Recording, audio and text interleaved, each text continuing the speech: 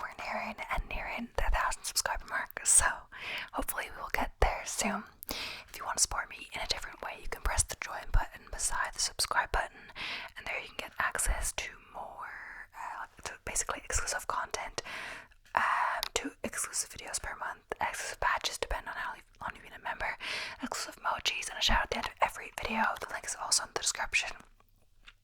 Also in the description is a link to buy me a coffee, and you can buy me a coffee there if you would like to. No pressure to any of this. Subscribing, watching, etc. is enough, of course. So yeah, welcome back, guys. So glad to be able to do some videos today. I'm gonna batch film. I'm gonna try to do 3. I haven't done 3 videos in a row in ages, but I have the day ahead of me. The light is looking good, and I have the house free. So in other news, I'll try to keep it brief. I did my longest run ever yesterday. I always say longest run. It's always a new longest run because, I'm always going further, depending.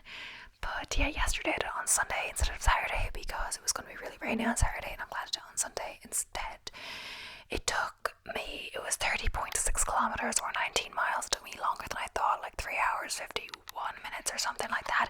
It was a long run for sure. It wasn't too bad, except the end. The last 5 kilometers or so was getting quite tough. Then 4th, like 3, it was really hard to keep going, like to 3 kilometers left. But I was like, come on, I've done this.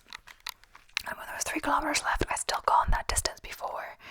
Only last mile, or like 1.6 kilometers, was new territory for me because I did 29 even before, and today at 30.6 was yesterday exactly an extra mile. So yeah, I did really slow down at the end, not as much as the other week when I went out too fast. I did pace myself well. I was meant to be doing, I said, even slower than my 20% more, 10% less. So my pace for the first half was a conservative 7:40 minutes a kilometer.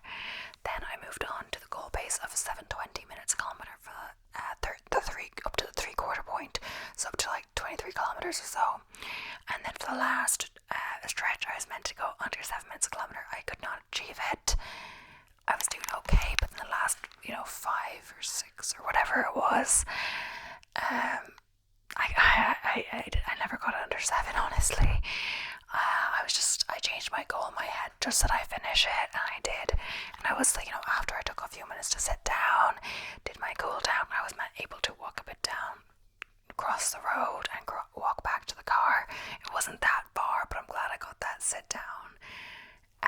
So, it wasn't as bad as that. I think it wasn't as painful as that week that I went all out, because that really tired me out. I went out too fast.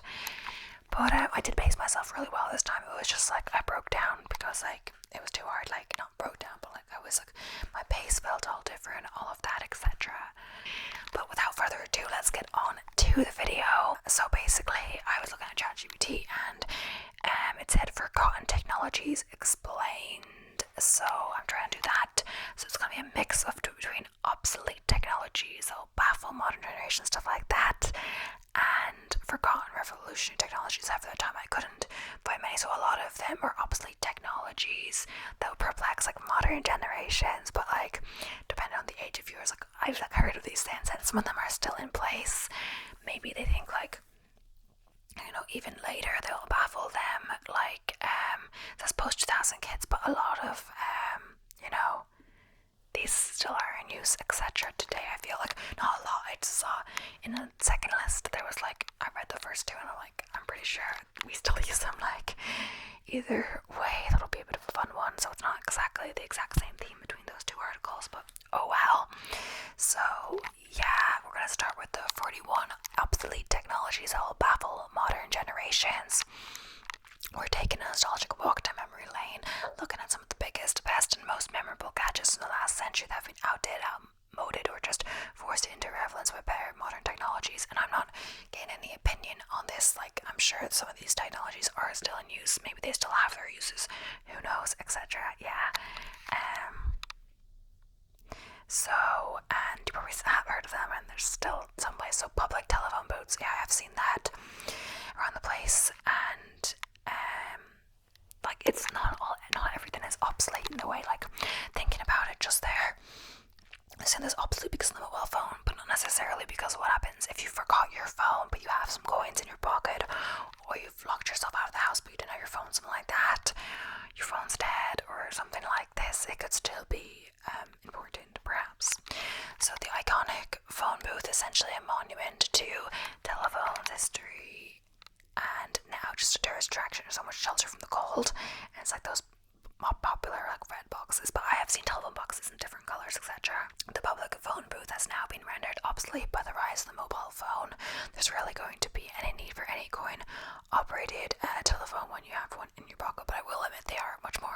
expensive.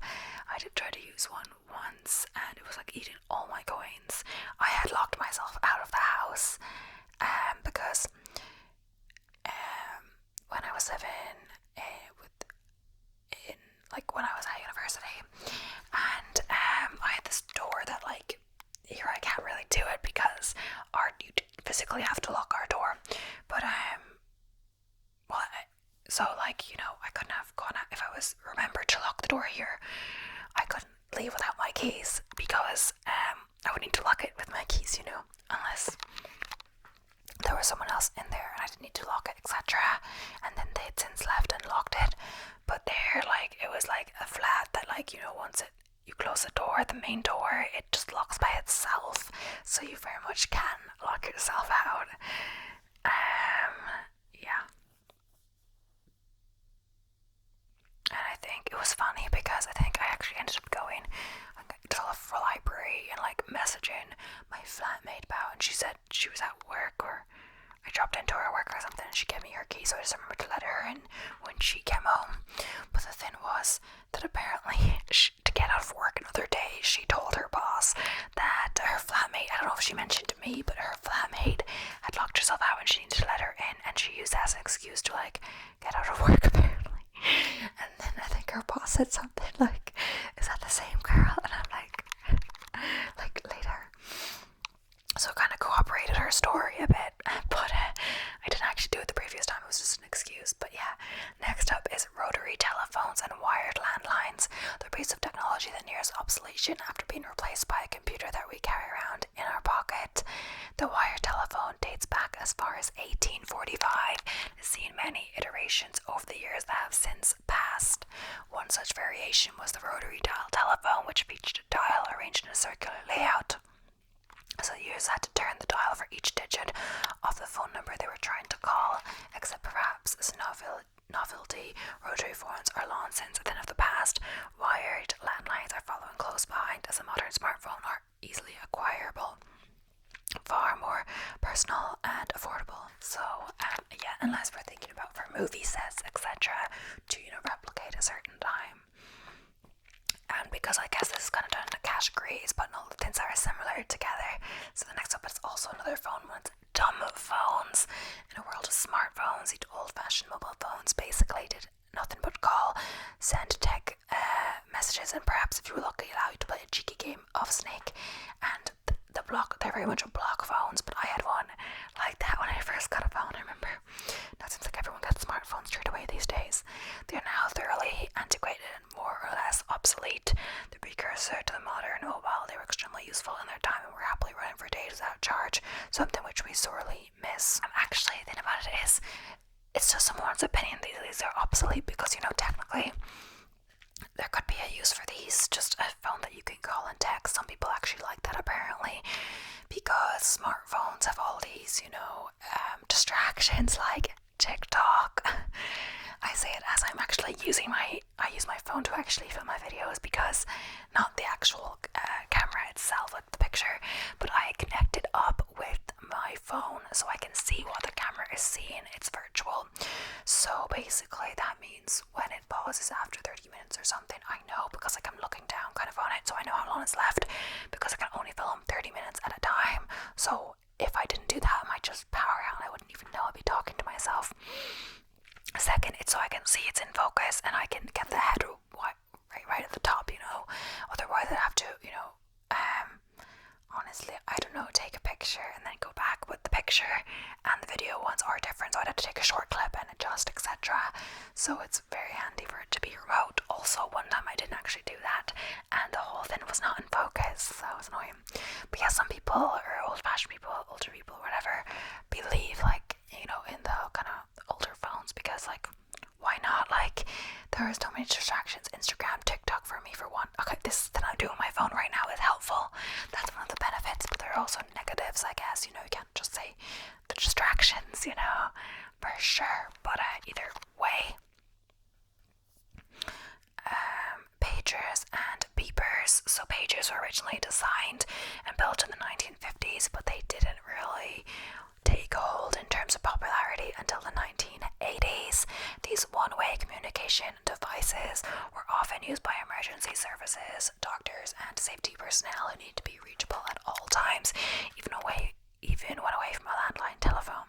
So the rise of smartphones in the early 2000s saw a decline in the use of pagers and beepers out, but due to their durability, resilience, and better coverage, they continued to see use for several more years.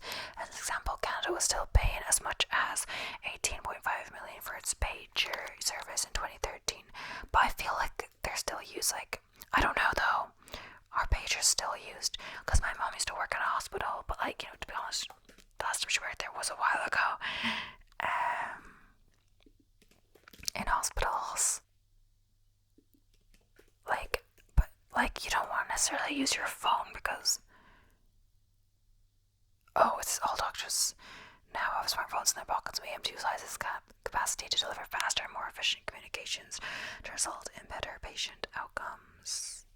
I guess the thing about the pager is that you know that you're needed, but you don't really know what you're needed for. Maybe you could include more details in a text, I don't know, or how it exactly works. Apparently that's what it said from Ireland, but I'm not sure how long ago they were outdated, because my mom was talking about pagers in the hospital, but I guess that might have not been that recent. But yeah, so personal digital assistant, PDA, the forefather of the modern mobile phone. The personal digital assistant offered limited access to a lot of modern capabilities we've come to expect, including internet access, word processing, and touchscreen functionality, and more. They quickly became obsolete when smartphones started to gain favor. Before that time, they were a firm favorite with businessmen across the world. So next up is a Laserdisc. Laserdisc was one of those niche formats of technology that was many popular among videophiles and film enthusiasts. Although it was the first format of optical video storage, available from 1978, Laserdisc failed to gain mainstream popularity due to the expense of the players. Laserdisc offered a higher quality video than VHS and Betamax, and the technology behind it was the foundation for compact disc, DVD, and Blu-ray in later years. Despite never going mainstream, it wasn't until 2001 the last video titles were released in this format, and a total of 16.8 million Laserdisc players were sold worldwide. Digital, versatile disc DVD, and like, I guess I'm thinking oppositely. I'm thinking like it doesn't get used at all anymore, but I guess I see what they mean, because I guess DVDs do get used, but they're nowhere near as common. And I guess even less common is, what's the other one? VCR. Is it, what is the one with the actual tape? VCR player. Is it VCR? And we don't even have that tape anymore. The thing to play it, but we used to get them like that, and then it was DVD. The DVD were the newer ones. But I guess I'm thinking like, oh, I know what that is. Like, it's not obsolete, or I used that once in my lifetime, but I'm thinking about it like my mom in the pager thing. My mom hasn't worked in the hospital in 10 years, so a lot can have changed in that time. Like over 10 years, I believe, at least 12 years. And also, it's just time flies. And the DVD, I remember actually regularly using DVDs. Well, I haven't used it kind of recently because I play Harry Potter games, seen it, and it comes with the DVD disc. But for actual like movies and stuff, I haven't actually watched it in a good few years. Like, yeah, good time. Maybe 10 years. Maybe not exactly 10, but yeah. I remember when I used to have a Mean Girls DVD. Well, I had Mean Girls and Clueless. I wanted Mean Girls, but I had to buy Clueless because it was like a box set and it was like a deal or something like that.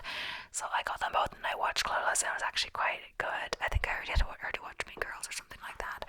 And I used to watch like half an hour every night or something, and it's like watch it on repeat because I didn't have that many options, I guess.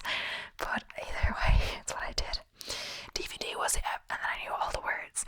DVD was, and I haven't actually watched the new one, surprisingly. Maybe I should. DVD was the evolution of the digital video format developed by tech giants Panasonic, Philips, Sony, and Toshiba. With high storage capacity, became a medium for computer files, software, and high-quality video. DVD had many benefits over that of previous magnetic storage formats, including larger storage space, but also durability. That meant that in theory, the disc could have a lifespan of up to 100 years. With faster internet speed speeds, video streaming technology, and other superior formats such as Blu-ray, even 4K Ultra HD Blu-ray on the market. DVD is likely nearing the end of its lifespan. Meanwhile, other formats of DVD, such as the 1080p capable Blu-ray rival of HD DVD, never really even took off in the first place, much like the fabled Laserdisc. Yeah, did you need a special player to play Blu-ray or something? I don't know if it really got Blu-ray. Yeah, it wasn't as popular, I guess. So floppy disks. So floppy disks were a type of data storage medium that originally appeared in the 1970s, and yeah, I didn't know that much about floppy disks. I've heard of them, of course, but yeah, the first was the 8-inch floppy disk capable of storing just 80 kilobytes of data. As the floppy disk got smaller, the storage capacity grew. By the mid 1980s, the 3.5-inch floppy disk was able to store a respectable 1.44 MB.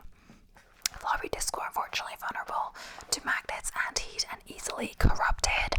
By the 1990s, the software size meant many disks were required for more applications. Adobe Photoshop required over a dozen disks to run, so CD-ROMs began to take over. The floppy disk now only lives on a save icon in most software applications.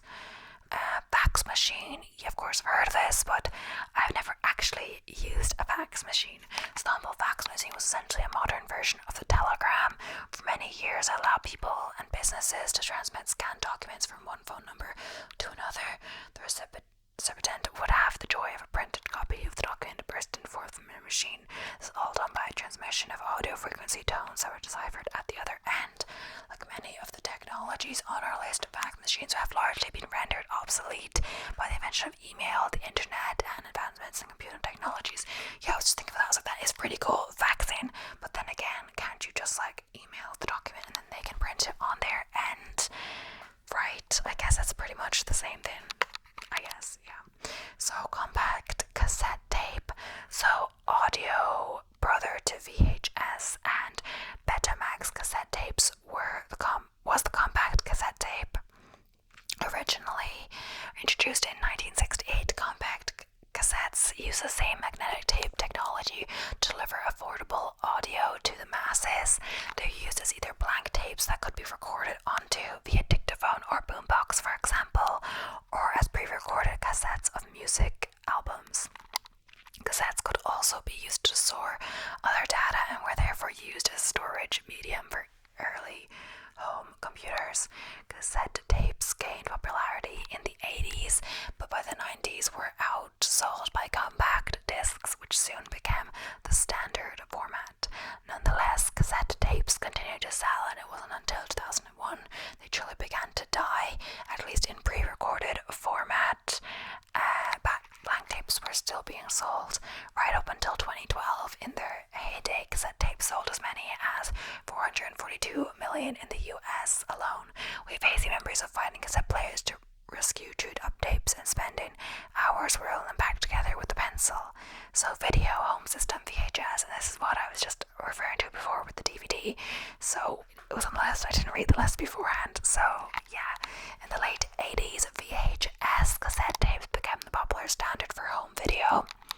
Whether used for recording family videos or rented for the local video store to watch the latest blockbuster, these small reels of magnetic tape wrapped in plastic housing brought joy across the lands, unless of course someone forgot to rewind the tape you rented or a sibling recorded over your copy of Terminator 2. The rise of DVD saw to the slow but steady demise of VHS, and by 2008 DVD replaced VHS as the favorite video technology, both for recording and film distribution. So I believe the first 3 Harry Potters, when were they out? Because I believe I had them on DVD, but then after to the 4th, no, I had them on VHS, and then we got to the 4th, because then I couldn't actually play the Harry Potter ones because we no longer had a VHS player. I think we like got rid of it, or it broke or something like that. DVD, no, Harry Potter, I think the first one was 2002. First movie, I'm pretty sure it was in 2001 actually. Apparently second movie 2002, and the third movie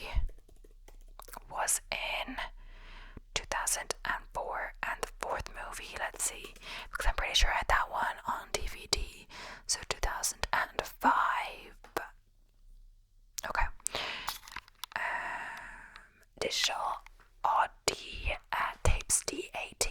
The digital audio tape was the brainchild of Sony and offered a digital recording capability, but with a similar design style to the compact cassette tape in a smaller format. DAT was capable of recording at a higher quality than CD and also boasted the ability to number tracks and skip right to them, much like a CD. However, due to the cost of this format, it never really caught on at the consumer level, but was used in various professional markets as a computer data storage medium. With lackluster sales of around 660,000 sales since 1987, Sony announced it would stop production of DAT machines in 2005. The format was essentially superseded by hard disk drives and memory cards, but is still in use in some areas.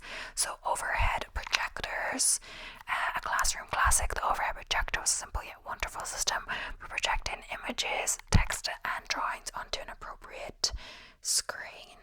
Transparent sheets of acetate were used in place of paper to enable presenters to transpose their presentations onto the screen in front of the class.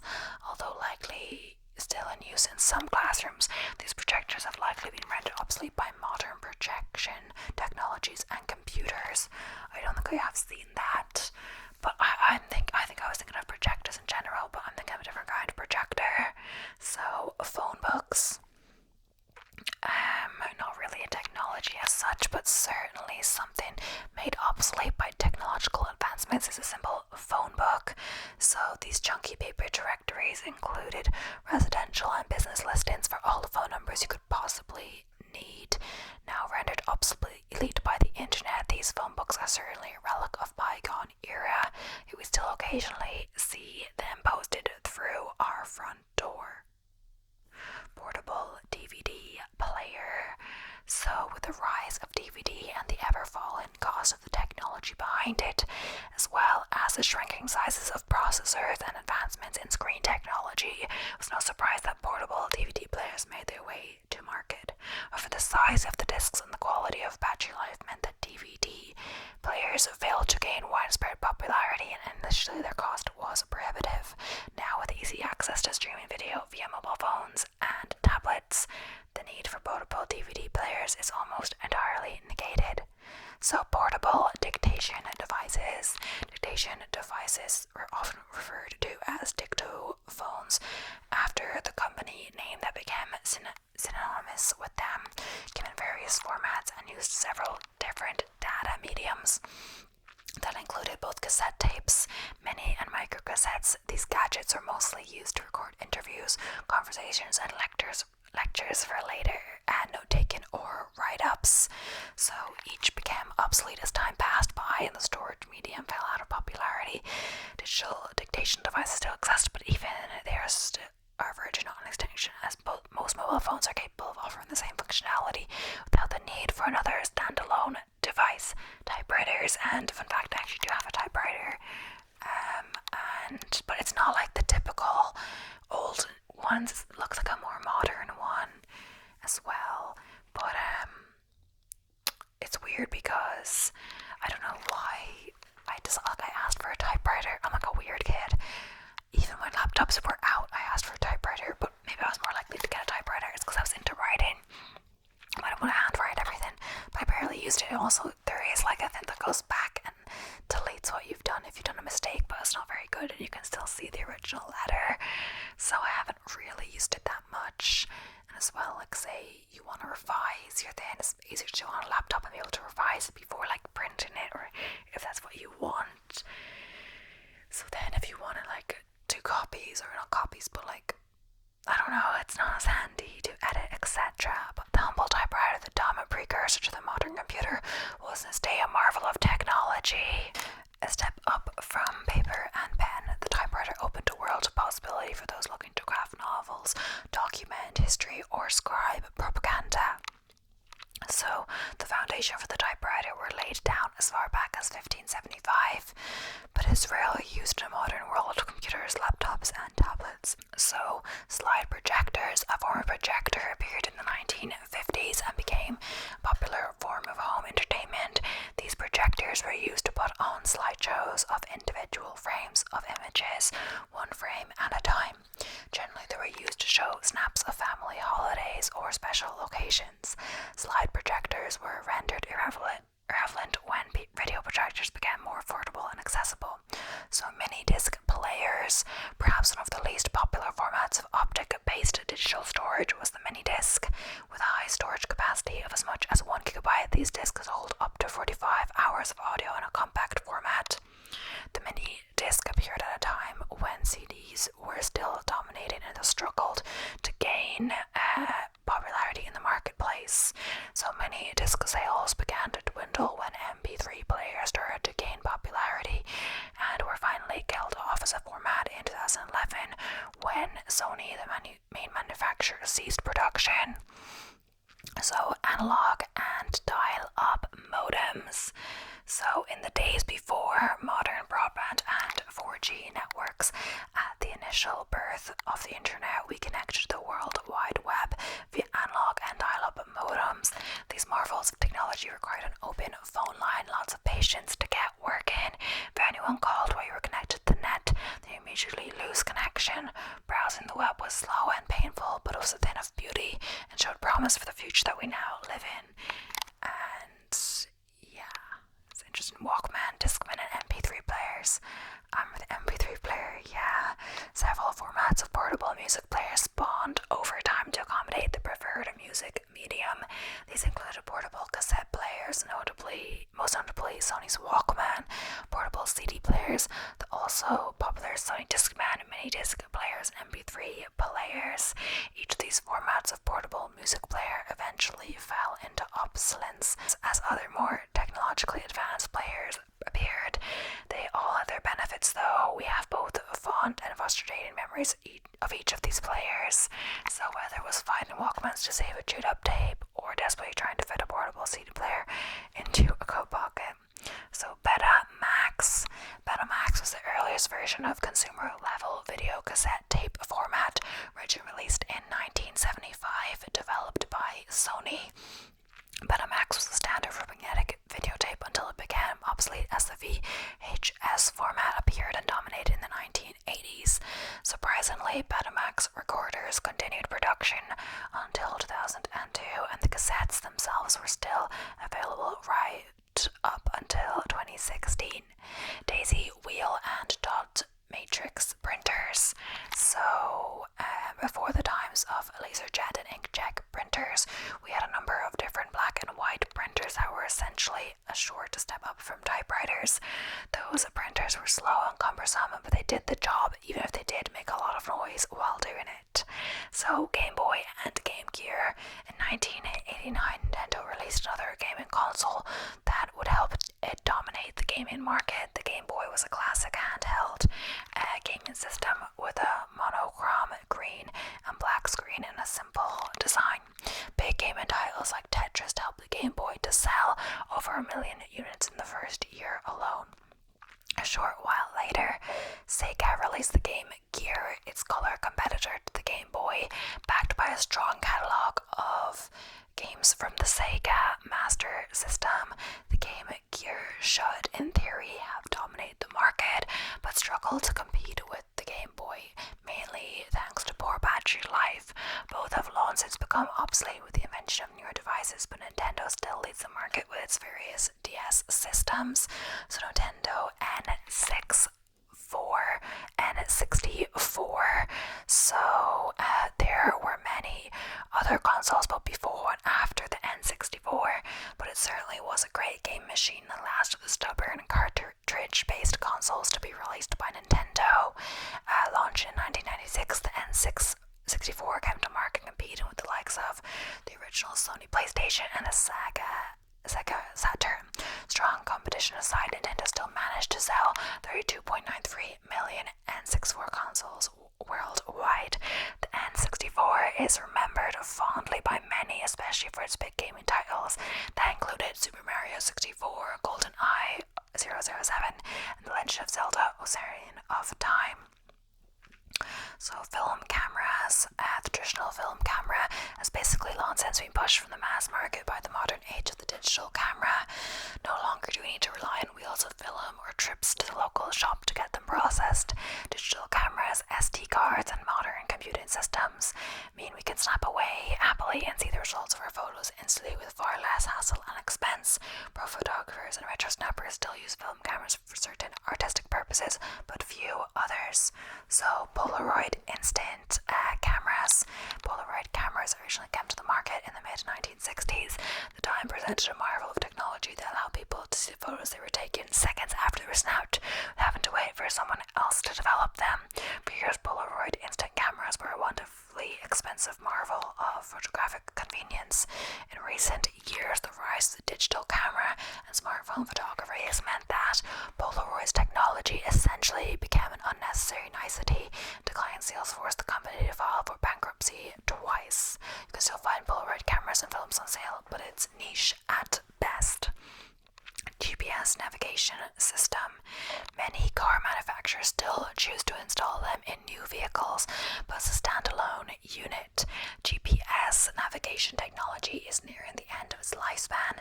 Current smartphones are more than capable of getting the modern human from point A to point B with the use of navigation apps like Google, Bing, and Apple Maps. Once again, advancements in mobile technology have forced other older technology into obsolescence. I'm not sure if I'm saying that word right, but yeah. Vinyl records. Vinyl records are probably one of the oldest and most long-lasting formats of storing audio recordings, available in varying formats since the late 1800s. The vinyl record is still in production today and is another format that's sworn to be the best by audiophiles and sound enthusiasts alike. The format has even had a sales resurgence of late. Vinyl reaches our list not because it's obsolete, but because it refuses to die.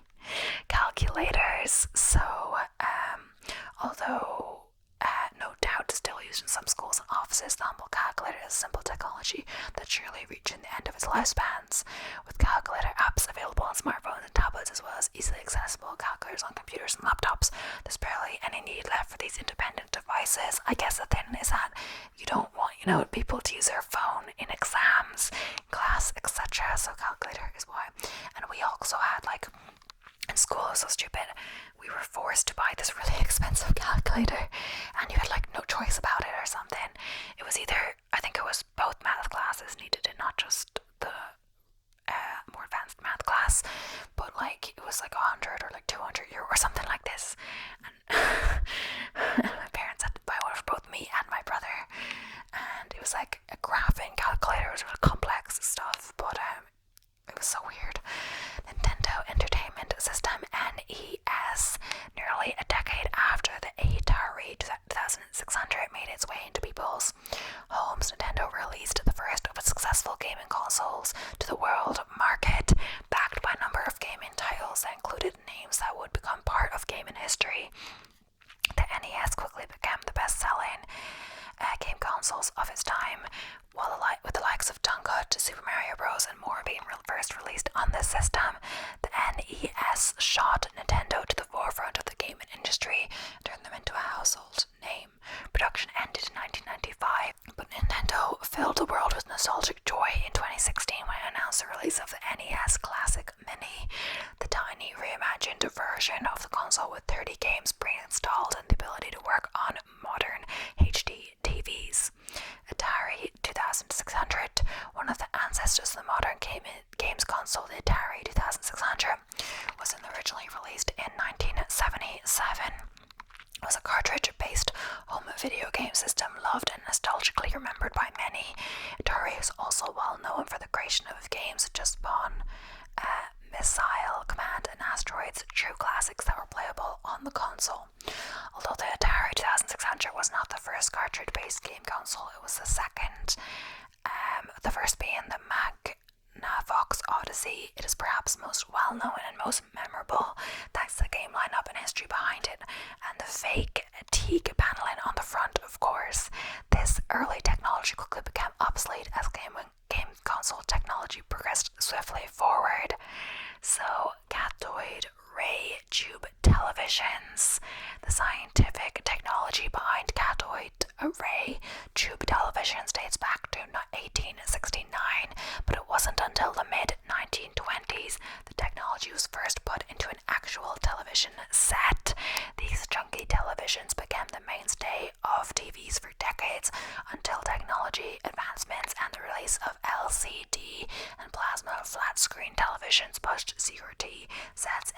obsolescence in around 2007. Gone are the days of degauzing, bashing the side of a set to get it to work properly, or having to get up to change the channel.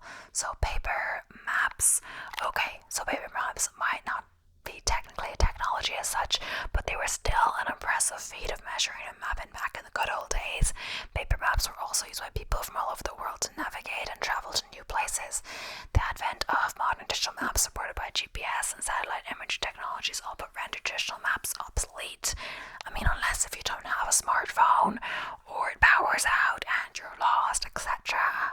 Or even like paper, perhaps like, you know, to explore a place you haven't been, like a theme park or something, to have a paper map. I guess they also have the ones up, but still, I guess sometimes they have apps, etc., and they have wait times on apps and all of this. But what if your phone is, you know, broken or powered out, etc.?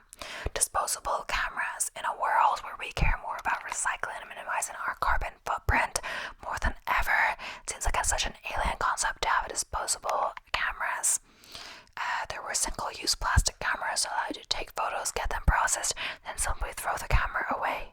Madness, especially at a time where we all have phones in our pockets, capable of taking hundreds upon hundreds of photos, then simply having them printed and delivered to us by an online service. Simple. Encyclopedias. Again, this one isn't really a technology, but encyclopedias have been rendered obsolete by technology, so that counts in our book.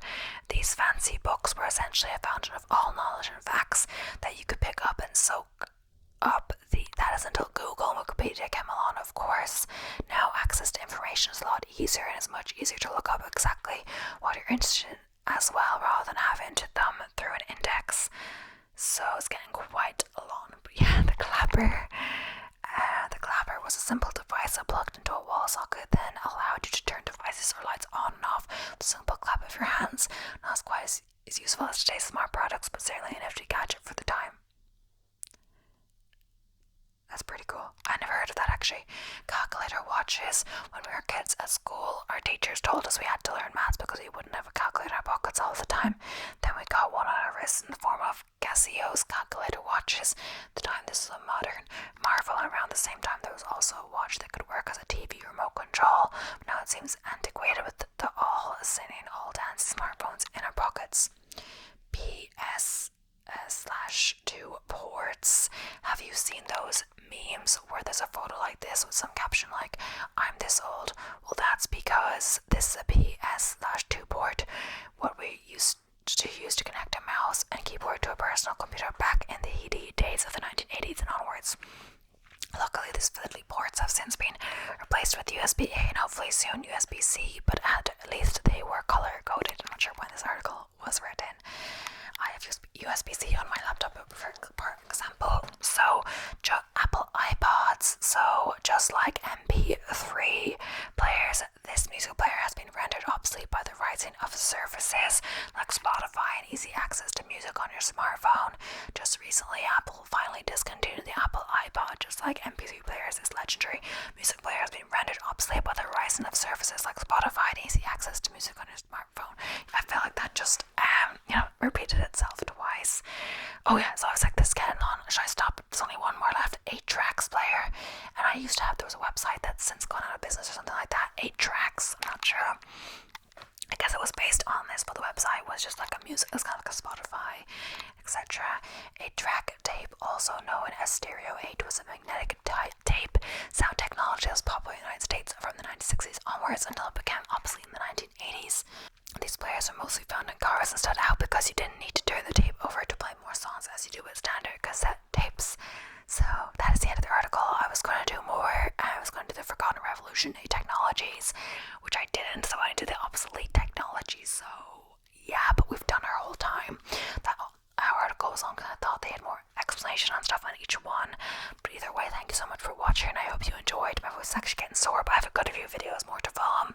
So I'm just going to take a little break, have some water, and get back to it.